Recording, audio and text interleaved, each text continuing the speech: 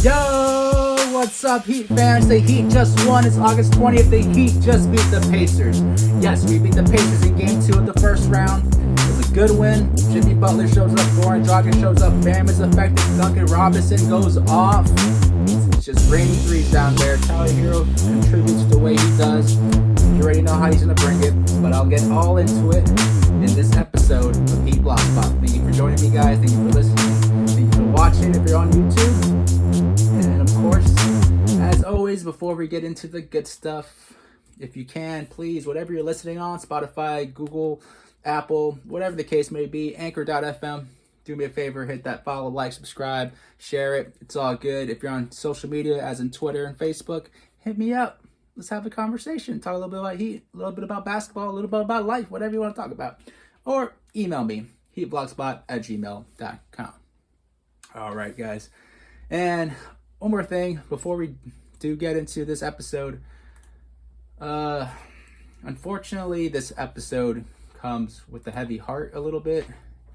And I just got a phone call and I got a text message confirming that unfortunately my father's brother passed away from COVID today, just a little while ago. And so this episode's a little funky feeling I'm going through. But just want to say, and I'll leave it there because this is not what we came here to talk about, what we came here to listen about. Just, this is real, guys. COVID-19 is real. If you haven't been affected by it, and true sense of the word, you're lucky. It's a real thing. Please just do me a favor. Try to stay at home. Try to contain this. And when you do need to leave the house, please wear a mask. That's all simple. Let's just respect each other and try to come together and defeat this thing so we can try to get some sense of normalcy and some real normalcy, because we're not there yet. And we're kidding ourselves if we think we are. So I'll leave it there. But guys, we'll get into it now. The Heat beat the Pacers, right? So what we're here for, United in Black. I hope you guys are wearing your black stuff. If you're on YouTube, you're seeing that I'm wearing this is actually my personalized black Heat jersey. My brother got it for me. It's number 33 because, of course, my favorite player is Alonzo Mourning. In the back, I got my name, my last name. It was a dream of mine growing up to play for the Heat one day. Unfortunately, didn't pan out due to injury and other stuff and life and whatever the case may be. But here I am talking about the Heat. I get to share it with you guys, and no one can stop me. So, not bad, right? So, the Heat won today 109-100 against the Pacers. And the first thing that should stand out to you is that we kept the Pacers near 100 points again. That means our defense, our game plan, our coaching from Spo is working. It's all coming together. Good to see. Because this is a tough team. I got to keep reminding you guys. And if you guys watched the game, you guys saw a grinded out game for the first three quarters.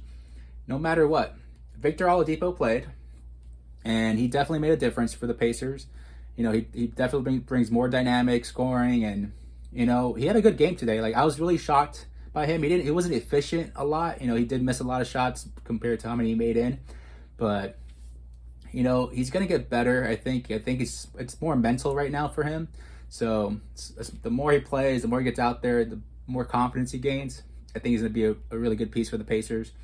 But it's not gonna be this playoffs. Because we're taking care of business. Jimmy is coming, Bam is coming, Dragic is here. We're seeing a whole new Dragic, I think, to compare to previous years, because I think he sees this too as an opportunity that we need to take advantage of where we're at right now. And they're ready. And this is good. And I think Spo is doing a great job. All the coaching staff for our team is doing a great job. So congrats to them. And we'll get right into it for our starting lineup. Starting lineup was the same starting lineup as last game. We played Jimmy. We played Bam, played Duncan, we played Tyler. Nope, we did not play Tyler. We played Dragic and we played Jay. Keep messing up these starting lineups. Does anyone notice this?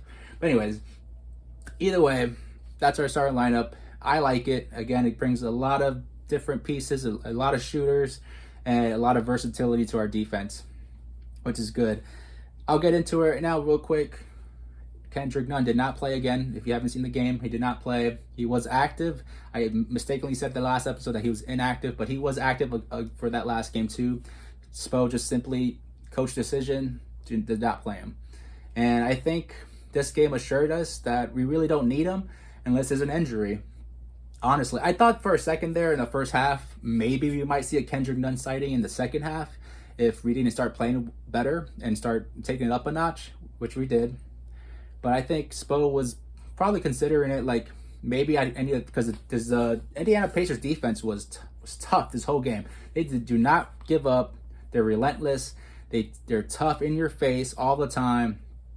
And they're very well coached. It's a well coached team, and I thought like maybe what we need, because no one was having success for a while there. I mean, the only thing that was keeping us in the game for a second was just 3-pointers. But I thought maybe we have to throw Kendrick Nunn in and see if he has some success against this team, because to just create some offense for us, some better offense, because it was ugly. I mean, it was a really grinded out game. It was the announcer said it during the game, but I definitely thought it would look like an old school Heat Pacers 2013, 2014 type series where no team was getting great looks. It was just tough look after tough look, and whoever was the toughest team was going to win the game. And that's basically how it went down. So going into the first quarter, let's see here. We started off great. Duncan Robinson hits three-pointers. That's a hard thing to say. It's three-pointers back to back to back to start off the game for us. I mean, and like I said I told you guys, Indiana was going to focus on Bam and Jimmy and force our role players to win the game. And Duncan stepped up early, set the tone really for what you expected, what he was going to bring, because it was raining threes from Duncan all night. And it was great to see. But I also think it hurt us because all his threes came from great ball movement. So we started getting like really pass happy, where we're just like, boom, here, passing, and that's what we want. We want our offense to be like that. But we were getting good looks for shots, but then you see like we'll pass and do an extra pass. We'll do maybe we won't hit the three. We should have two. We pass it for a two because it's a more better field goal percentage type shot, more efficient shot, whatever the case may be. But I think we just got really pass happy. We weren't, we locked into this one way of playing, and it kind of nipped us in the butt, or we just couldn't fucking get going. It's like, come on. But whatever. We get through it. Bam definitely, shows up, throughout this whole game. I thought he did a great job just keeping up the intensity, and setting a tone. He didn't have a great shooting game. He didn't really have an amazing game. Like if you look at the stats, you'd be like, Bam didn't do anything. But if you look at the plus minus, he had a plus of 19. I mean, the guy was definitely working, and he was creating havoc in both sides he was making their defense go crazy and spinning their heads all the time when he had the ball in his hands. And on defense, he was just covering everybody, And I'll say the only trouble he has is Miles Turner, but I told you that was going to happen because how big Miles Turner is, and then Indiana's going to try to exploit it. I mean, that's if anything, their biggest weapon, and the truest word, honestly. He's the biggest weapon for that team. So we had two pass happy, and we just skip on a lot of shots. And Indy is a tough team. They're going to keep bringing it. We end up being down 2 points, 22-24. Whatever. We had a hot start. Like we were up by like 11-10 throughout this quarter, and then we just couldn't create any offense. They come back 24-22. Whatever. We keep going, right? Second quarter, I felt like Indy... Actually, I should mention, back in that first quarter, we had 5 turnovers, and that was obvious. And it wasn't good turnovers because the Pacers were just playing great defense, and they were getting steals, and that was creating transition offense for them. And which now leads me to my second quarter, which they got confidence because of all that, because they ended that quarter so strong and came back again like they did the first game. They just had this confidence, and we just became trigger happy still. I felt like we were just really passing and trying to shoot threes because Duncan was hitting them early. So we're like, oh, let's keep going with that method. And it was like, can we slow it down? Or not even slow it down. Can we break down their defense? Because their defense is so strong. Like, they did a great job of keeping us out the paint for 3 quarters of the game. From quarter 1 to 3, we had a tough time scoring in the paint. It was tough. I just couldn't believe it. And right now, guys, I just realized I did not turn on the light. So maybe it's a little difficult for you guys to see me. Whoa, that's bright. Let's see if we can bring that down a little bit. Yeah, that's a little better. There we go, guys. I like that a little better. I feel like I can see me now a little better. I don't know. Maybe, hopefully I didn't scare you guys, whoever's watching on YouTube. If you're listening on any podcast station, my bad for stopping. But yeah, going into the second quarter, guys, we were just, trigger happy still. Indy had the confidence, but our defense started to take it up a notch. It was getting better. We're rotating a lot better on the perimeter because they like to pass. Again, this team's very well coached. I'm going to say it again and again. Well coached. They're going to pass that ball until they find the right shot. And they kept grinding it out. It was just a grinded out half. Grind. And the only thing that kept us in the game really was like pop fly 3-pointers, like heaves. When we needed a shot, we were just, heaving it. And hopefully it went in, and then we kept this close. Like, okay. But then in the last few minutes of this quarter, in the last few minutes of the half, really, Jimmy Butler comes up and just shows out. Like, he just takes over, hits a 3, just takes it to the rack, gets, 4 free throws, and just creates some offense for us because he saw that we were just passing this ball around until we take a desperate 3, and it's like, what the hell? But now Jimmy just took the ball and just try to create offense for us, and he did. And that's what I'm saying. Like, this is what we need. That's what Jimmy has to do. Jimmy has to notice these moments that we're having and then just take over the game. It's your world, Jimmy. Like, do it. Like, we have all the confidence in the world with you. Tyler Hero definitely has the confidence in you. He already said that we're going to follow his lead. He's a killer to the next 15 wins, which now means 14 more wins. Yes, guys, we're 14 wins away from the championship. That tastes good. That sounds good. It's both.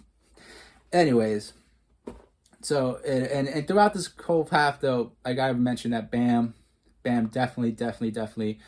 Again, he's just a motor for us. It doesn't matter if he's, the stats are out there. He's just a great motor for us, and I think now he's starting to really affect the game. No matter what type of player he's being that day, if he's gonna be the scorer / crazy rebounder, or if he's just gonna be our anchor, that's what he was today. He was just our anchor. He really held it down for us, and I just gotta applaud him because he's really growing as a basketball player. Where he doesn't need to be. It's great to see, and I don't want to contradict myself, but what I want to say is that his IQ is just tremendous because he doesn't need to score. Some players need to score to be effective. You know what? I'm going to bring this to Brandon Ingram. Brandon Ingram needs to score to be effective. Bam Adebayo doesn't. Bam Adebayo, most improved. All right? Gonna keep saying it. If you guys on social media and Twitter, you guys got to say this stuff too because we need our boy Bam. He better win the damn most improved. I don't care what anyone says. So, it's halftime now. We're up 51-46. Again, grind it out. The best thing I could say about this whole half is Jimmy has 11 points, shooting 50% from the field, but he got 4 turnovers. And our turnovers numbers were something to be worried about. I'm sure Spo was yelling at them a little bit to control that ball and try to be more disciplined, but also be aggressive because a lot of those turnovers just came from us not shooting, except taking it to the rack. We just try to pass and we had the layup right there. We had the shot open, but we're trying to be a good teammate, which is fine. But just gotta stay aggressive and remember the goal and remember that everybody is an NBA player that has skills. So just use your skills. You gotta make that defense work. If the defense feels like everyone's gonna pass, they're gonna start settling in and they're gonna start seeing the pattern. So that's another reason why we gotta do that. Some team stats in halftime: 10 turnovers. 4 of those were Jimmy's. Again, that was bad. This was a big thing for us the whole game. 11 of 18 from the free throw line at halftime. 61%. We're up by 6 points. 6 points, yeah. 6 points at halftime. We missed 7 free throws in that first half. We could have been up in double digits with a better free throw shooting. And that's what I'm saying. Like, remember, one of my keys of this series is free throw shooting. We got to do better. Turnovers, we got to do better holding the ball. And we were losing the rebound battle. And then the rebound battle was something I was really, really talking about. And it was 20 rebounds to 24 rebounds. Luckily, the second half, we turned that around. We actually end up winning the rebound battle. But that was what was making Pacers stay in this game. That they just seemed like they wanted it more. And what kept us in the game was our three-point shooting. Was Duncan and everybody else was getting in there. I think Iggy hit a three. Dragic was hitting some threes. No, Dragic didn't. Yeah, he hit a three.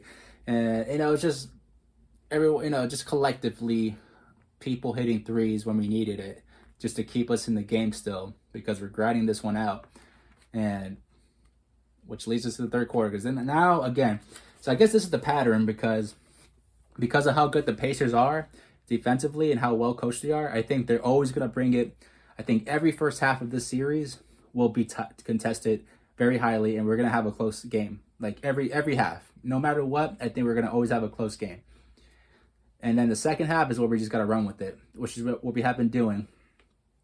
And as long as we keep doing that, we won't lose a game. And then my prediction of being 4-1 will be wrong, and we sweep this series. So I think that's the key. Another key that I didn't see it before the series started, but another key is winning the third quarter. We got to win third quarter and set the tone for the rest of the game, no matter what. And because we just gotta, with the Pacers not having stars and not having their best players out there, we need to continue to just put the pedal to the metal so they don't get confidence, because they always look confident when they walk in. But we just got to break that confidence so when the second half hits, it's gone. And then we can just take over and play our game. And that's what happens usually. And that's what happened like the last two games. You can just see that we're breaking them down in that last quarter, especially the fourth quarter. They're tired of running. They don't, they're hoping that their desperation threes go in to keep them relevant in the game. And if we're playing hard defense still, we're still running. We're still going at it. And we're just making it difficult. And that's what we got to do. Just keep it up. Just keep it up. Now we know what they want to do. Now we know what we got to do. They might adjust to that. The only thing I can see Nate McMillan doing is maybe the second half he starts another crew. Like he puts another player in just to kind of throw us off a little bit to see how we react. But I'm not too worried about it because Coach Spo is a great coach. He knows how to react to situations. He doesn't make bad decisions most of the time. So not too worried about it with this team. And they're not deep. Though, yeah, you know what? They have a great, I gotta say this, they have a great bench. Their bench is not talented as well as our team or anybody else, but they outplay our bench a lot of times throughout the game just simply by playing hard. I gotta show respect to the Pacers. I respect the Pacers because they're not giving it to us. They're taking it to us. And I respect them for that. Honestly, it makes it a good game to watch. Like I'm more interested and invested in these games because of how hard they play, and knowing that if we slip up, we probably lose a game. So either way, now going to the third quarter, Bam again just set the tone again, just playing harder. He took over this quarter. Honestly, he was everywhere. He didn't even score. Like he scored a couple times in this quarter, but it was just him being everywhere. He got a couple rebounds, boxing out people, deflecting passes, getting steals, making nice passes. I mean, he was a monster. Like, honestly, look at his stats. His stats are 7 points, 3 of 7 shooting, only went to the free throw line once, 1 of 2, 5 rebounds, 4 assists, 2 steals, 1 block. Like, he's effective. And I know what, he was in a little bit of foul trouble. He had 4 fouls at the end of the game, but I mean, he still played 32 minutes, and he is effective. Like he made the most out of these minutes. Like he definitely plays hard, and I think Jimmy's right. He's the heart and soul. He's the heart and soul of this team. Where I think Jimmy and Bam, Bam is like our heart and soul and engine, and Jimmy is our killer. Yeah, that's the best way to say. He's our killer. He's the one out there. He's our emotional guy. He's our killer emotional dude. That's just at moments, he's gonna take us to another level because of what he brings. That emotion he brings, that killer instinct he brings. Damn. We are fun to watch. If you haven't been watching, you gotta watch us. It's been dirty. So again, even though Bam's doing all that, Indy is playing confident. They're going really hard too. But now Dragic starts to pick it up. This is when Dragic, now another pattern we're seeing is Dragic in the second half is different. Because he turns from Dragic to the Dragon. Like, he is breathing fire in the second half. He's just more confident. And remember I said that the Pacers were keeping us out the paint that first half.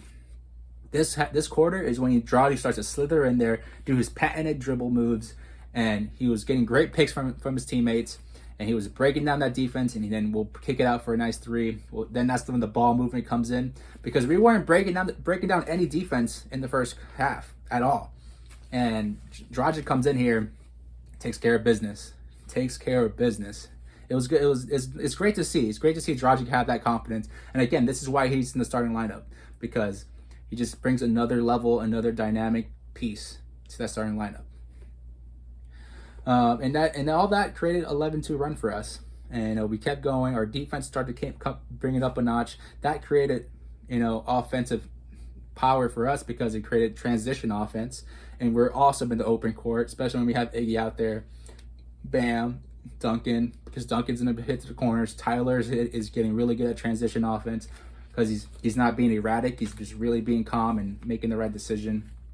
And then Jimmy loves to be in the transition. Like, you seen that guy run when we get the steal? He's like, boom, let's go. Like, someone get me the ball and let me take this thing hard. He's a fullback, basically. Beautiful to see. And we just, and that led to a storm of threes as well. We just kept shooting. Duncan ended up being 6 of 7 in this quarter at the end of it. I mean, he was lights out.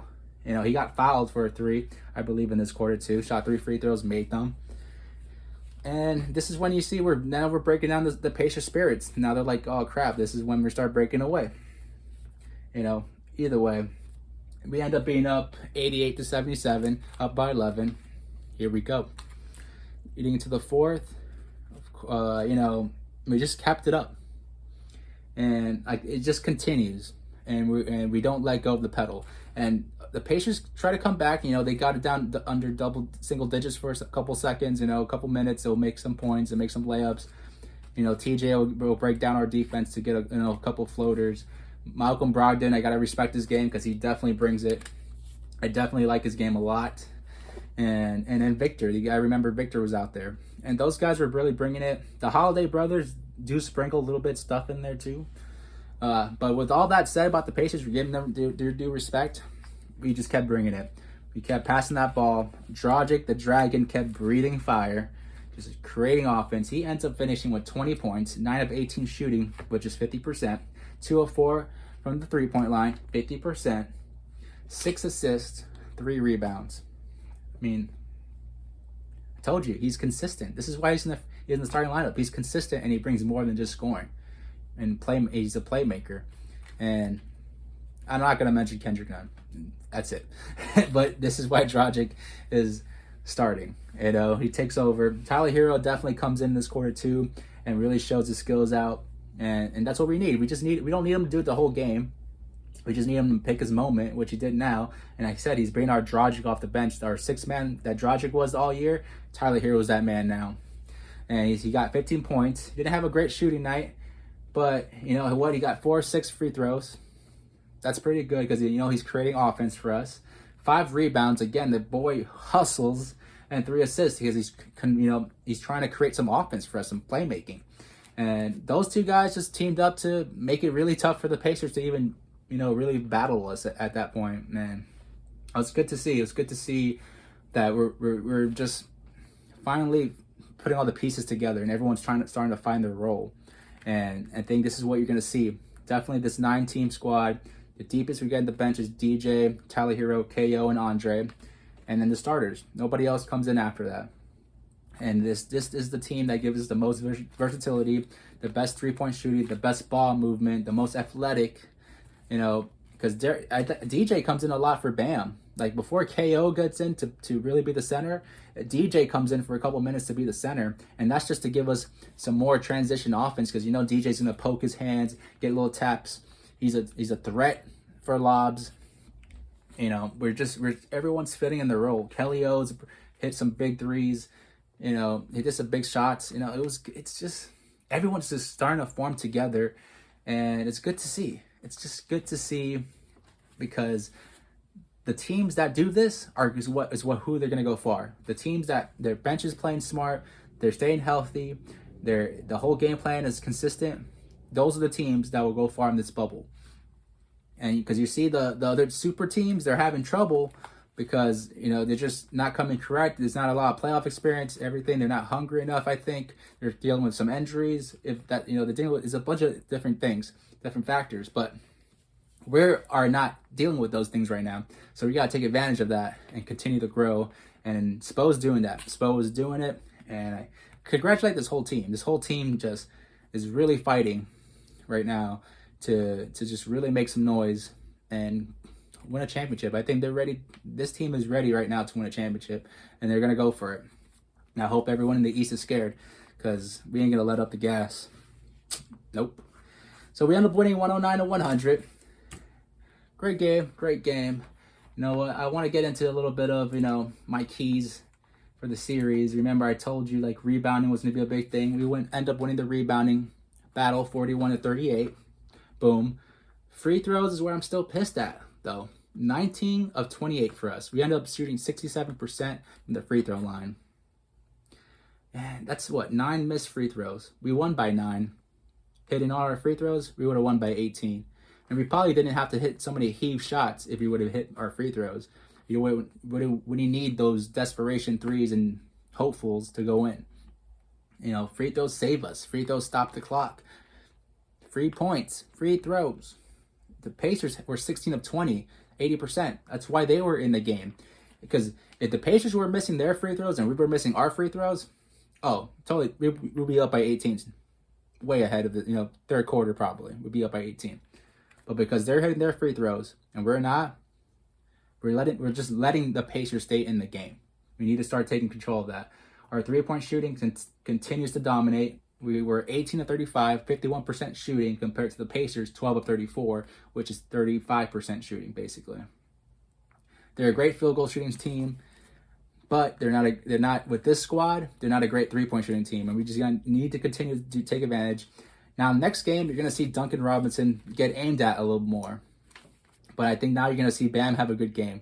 I want to make my next prediction. Bam will have a big game in this next game because they're gonna be so concentrated on the perimeter that whoever's inside, KO might have a big game. KO might have a big game in this one too. Maybe DJ. But Bam, I expect to have a big game because the Indiana Pacers are going to be so focused on our three-point line and our perimeter play, especially Dragic breaking down our defense, our perimeter players breaking down their defense to get in the paint. I think now this is when you're going to have Bam's not be able to operate with more space because their players are going to be more disciplined on defense to stay out the shooters. So Bam will be able to operate. As long as we keep Jimmy away from Bam, Bam will have space. Though, Jimmy has not missed a 3 in the playoffs. That's something I haven't mentioned yet. Holy crap. Jimmy has not missed a 3 in the playoffs. He was 25% shooting from 3 for the whole season. And this guy just comes in and he had 2 threes today. 2 threes in the first game, 2 threes today. He's not only shooting 1 3. He is shooting, and he's taking confident shots. One was a heave. But the heave was so confident, and then another one was he was coming up with the ball and just shot it. Just pop, pop. It was like, dang, Jimmy is here.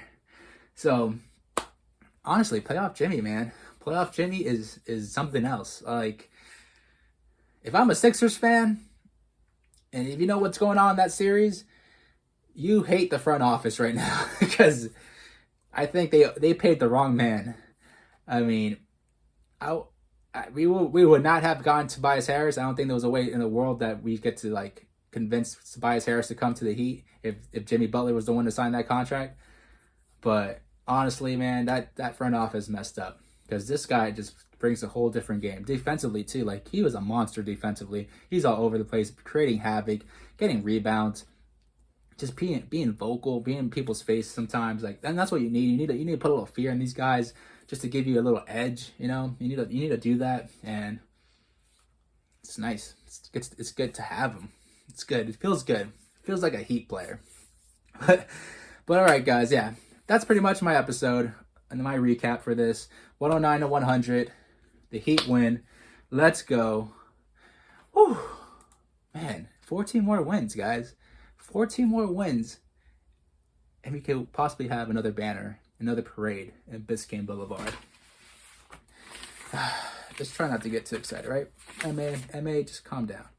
MA, calm down. Okay, guys.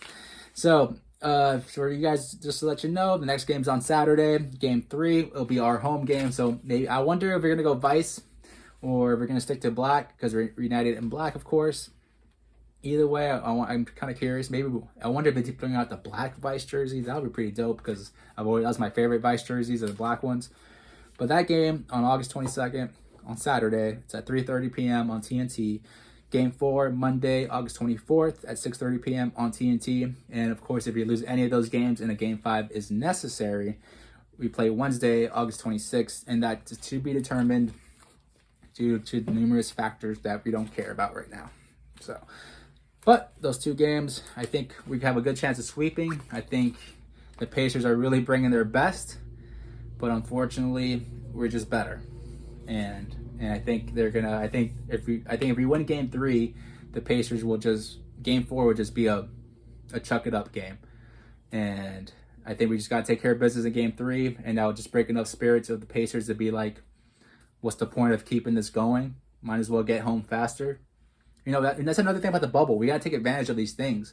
You know, a lot of these guys haven't seen their families in forever. Yeah, maybe some of them have their kids now here or something like that, or their girlfriend, their wife, because after all the other teams left due to not qualifying for the playoffs, now more space came in. They're allowing more personal, friends and stuff to come into the bubble, but they have to stay in the bubble. But if they want to go home and be in their comfort of their house and they're down 3-0, why wouldn't they just say, guys, let's just end it now and go home because it doesn't really matter. What's us keeping us here another couple of days? Why would we want to do that? So I think if you win Game 3, it's going to be a sweep. So hopefully Heat take care of business. I think now we got the game plan. Our game plan is definitely effective against this team. We have all the answers. Sometimes it takes a little longer to get us to those answers because of whatever it may be, the case may be, but our defense keeps us in the game. We stay tight, and here we go, and we just keep winning. So, guys, that's my episode. Heat versus Pacers, 109 to 100. Keeping it up. Defense stays consistent. Remember, guys, whatever you're listening on Spotify, Apple, Google, Anchor.fm, please like, follow, subscribe, all this good stuff. Share. Don't forget that. Hit me up on Facebook. Hit me up on Twitter. Hit me up on gmail.com for an email. I'll hit you one back too. Alright, guys. That's my episode for today. Thank you guys for coming. Peace. Please wear your mask. Don't forget. The Heat are coming. See you guys on Saturday. Good talking to you guys. Peace.